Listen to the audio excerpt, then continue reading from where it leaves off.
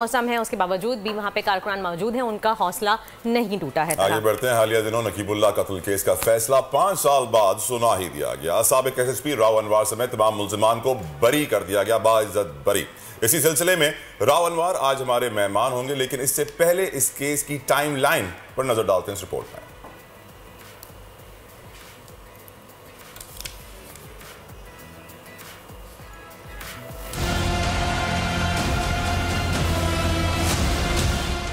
जनूबी वजीरिस्तान के नकीबुल्लाह और उनके 3 साथी 13 जनवरी 2018 की सुबह कराची में एक मुबैना मुकाबले में मारे गए। उस वक्त के एसएसपी मलिर राव अनवार का इब्तिदाई दावा था कि इन अफराद का ताल्लुक शिद्दत पसंद तंजीम दाइश और लश्कर जंगी से था। बाद में अहले खाना ने शदीद एहतिजाज किया और मौकिफ था कि उनके बच्चों को जाली पुलिस मुकाबले में कत्ल किया गया। मामला अदालत पहुँचा। सलाहुद्दीन पनहोर एडवोकेट ने इब्तिदाई दलाइल में बताया था कि नकीबुल्लाह को 13 जनवरी की रात 3:21 पे जाली मुकाबले में कत्ल किया गया, जबकि राव अनवार ने 2 घंटे पहले 1:21 पे प्रेस कॉन्फ्रेंस में कत्ल की तस्दीक की।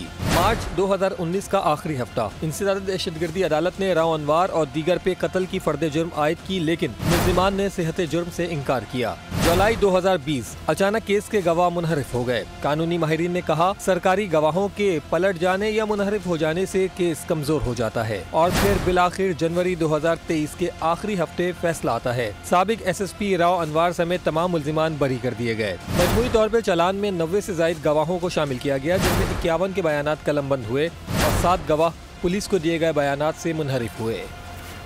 इसी मज़ीद गुफ्तगू करने के लिए राव अनवार साहब हमारे साथ मौजूद हैं, उनको वेलकम कहेंगे अपने शो में। राव अनवार साहब बताइएगा कि आप बाइज्जत बरी हो गए हैं, इस फैसले को कानून की फतह करार देंगे? आपको इंसाफ मिल गया? जी बिल्कुल, मुझे इंसाफ मिल गया और ये कानून की फतह ही है, इसलिए कि मुझे इंसाफ मिला है और कानून जो बताता है उसके मुताबिक। आपका केस तकरीबन 5 साल चला, लेकिन बिलाखिर फैसला आपके हक में आया। पुलिस फोर्स का हिस्सा रहने के बायस आपका इससे पहले भी अदालतों से बहुत वास्ता रहा है। हमारे अदालती निज़ाम के हवाले से आप क्या कहते हैं? देखें, ये कभी कोई वकील नहीं आता डेट पे, और हमारे जो मुखालिफ वकील थे वो हमेशा लंबी डेट मांगते थे। उन्होंने केस को तूल दिया है और बाहर जाके कहते थे अभी तक फैसला नहीं हुआ। प्रोपेगेंडा होता था कि केस का फैसला जल्दी नहीं हो रहा है, जबकि असल चीज़ ये थी कि वो है ना जो है डेट मांगते थे। आप वो शीट देख लें, जो डेट शीट है उसमें पता चलेगा कि उनका वकील कितनी दफ़ा नहीं आया और क्या बातें हुई हैं। लेकिन बाहर एक चीज़ ये होते थे कि जी अभी तक फैसला नहीं हुआ, इंसाफ नहीं मिला। तो इस तरह के प्रोपेगेंडे ना किए जाएं। राव साहब, आपने जाहिर की थी कि आपकी सर्विस का 1 साल अभी भी बाकी है, तो आप दोबारा पुलिस फोर्स में फ़राइज़ अंजाम देना चाहते हैं, तो इस हवाले से आला अफसरान से कोई बातचीत हुई है आपकी? दोबारा कब ज्वाइन कर रहे हैं आप? नहीं, अभी तो कुछ नहीं है। मैं अपने लाजमी, मेरे बच्चे बड़े हैं, मैं उनसे भी मशवरा करूंगा और इसके अलावा फिर मैं देखूंगा। हालांकि मैं हमेशा, मेरा ये वो विल रही है, मेरा जज्बा रहा है कि मैं इस शहर में जो है क्रिमिनल्स को बिल्कुल ना पनपने दूं। किसी तरीके से जो है किसी इलाके में आदमी आज़ादी से घूमे। हम दूसरे मुल्क जाते हैं, यहाँ से 2 घंटे का रास्ता है, दुबई में जाते हैं तो उधर तो ज़रा कोई क्रिमिनल आदमी नज़र नहीं आता। औरतें भी घूमती हैं, बच्चे भी घूमते हैं, आदमी भी घूमते हैं। हमारे मुल्क में ऐसा क्यों है? इस कराची शहर में ऐसा क्यों है? अब आप देखें किसी से कंट्रोल हो रहा है। राव साहब, आपके हवाले से इस केस की वजह से अवाम में बड़ा एक नेगेटिव सेंटिमेंट पाया जाता है। उसको प्रोपेगेंडा कहें, कुछ और कहें, जो कहना चाहें, लेकिन आप बताएं कि आप उसका कैसे जवाब देंगे? अपनी लाइफ की सर्विसेज के बारे में बताएं। देखें, जो आप कह रहे हैं ना कुछ लोग हैं, कुछ ऐसे लोग, कुछ ब्लैकमेलर लोग हैं जो ऐसी है ना प्रोपेगेंडा करते हैं और लोगों को मिसगाइड। मेरे ख़िलाफ़ जो लोग हैं, जिनके ख़िलाफ़, जो गंदे लोग थे जिनके ख़िलाफ़ मैंने ऑपरेशन किया, चाहे वो उनका ताल्लुक़ तालिबान से हो, तहरीक तालिबान पाकिस्तान से हो, या MQM अल्ताफ़ ग्रुप जो कि लंदन अब ग्रुप हो गया है, पहले वो चलाया करते थे और दहशतगर्दी करते थे, ये लोग मेरे ख़िलाफ़ हैं। आप बताएं, मेरे पास सबसे ज़्यादा बिज़नेस कम्युनिटी थी, मेरे पास सबसे ज़्यादा फैक्ट्रीज़ थी, कोई एक मुझे फैक्ट्री ऑनर बता दें जिससे मेरे खिलाफ बात की हो, जो टैक्स देने वाला हो, किसी को मैंने तंग किया। मैं गरीब आदमी को क्यों तंग करूंगा? पैसा तो अमीर आदमी के पास होता है, फैक्ट्री ऑनर्स के पास होता है। किसी को अगर कोई ज़रूरत होती, कोई ऐसी मैं हरकत करता तो मैं उनके साथ करता।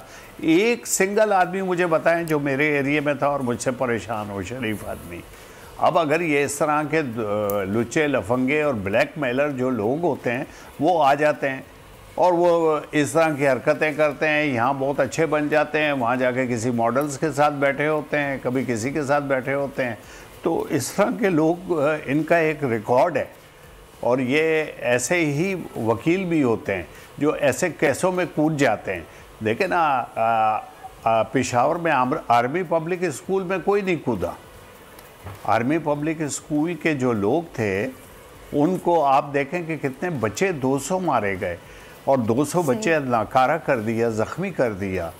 लेकिन उसके केस लड़ने यहाँ से कोई वकील नहीं गया, कोई है ना, किसी ने ना तनकीद नहीं की। उस वक़्त सिविल सोसाइटी, उस वक़्त जो है ये जो इन्होंने बनाया हुआ है ह्यूमन राइट्स, और ये तो इंसानी हकूक़ की तंजीमें कहाँ चली जाती हैं? ये इनको भी देखें। और ज़रूरी नहीं है कि कोई पुलिस अफसर पे इल्ज़ाम आ गया तो आप उस पुलिस अफसर के अगेंस्ट हो जाओ। हो सकता है उस पुलिस अफसर पे गलत इल्ज़ाम लगा हो। आप तो अगर इंसाफ करना है तो आप किसी पुलिस अफसर के साथ भी तो खड़े हों, बोलें तो सही। मैं जो बात करता हूँ मेरी बात का कोई जवाब ही नहीं देता है। मैं आज तक कह रहा हूँ कि उसका नाम, असल नाम नकीबुल्ला था ही नहीं, उसका नाम तो नसीमुल्लाह। आखिर में करना चाहूंगी आपसे, कराची में इस वक्त हम स्ट्रीट क्राइम की बात करें तो स्ट्रीट क्राइम का जिन बेकाबू हो रहा है, बल्कि हुआ है, तो क्या पुलिस की जो परफॉर्मेंस है उस पर आप सेटिस्फाइड हैं? जी जी बिल्कुल। अब ले जाएं, कुरान शरीफ उनके हाथ में दें। मेरी सिर्फ पॉलिसी ये थी कि क्रिमिनल आदमी को छोड़ना नहीं है किसी सूरत। चाहे आपको कोई जितनी भी बड़ी सिफारिश करे, आप कहें कि आपके मेरे एसएसपी को पता है, लिहाजा एसएसपी जो है उसने मना किया कि इसको नहीं छोड़ना है।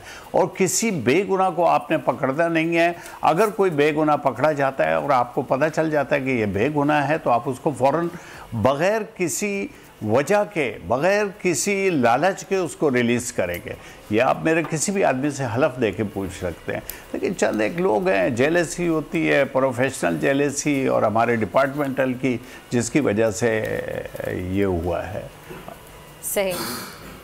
बहुत बहुत शुक्रिया। राव अनवार साहब हमारे साथ मौजूद थे और उन्होंने बताया कि इन्होंने कभी किसी के साथ गलत नहीं किया, बल्कि जो कह रहे हैं कि, और सही बात कह रहे हैं कि अगर कोई मजलूम है या किसी को बेगुनाह है तो उसको ये फ़ौरन ही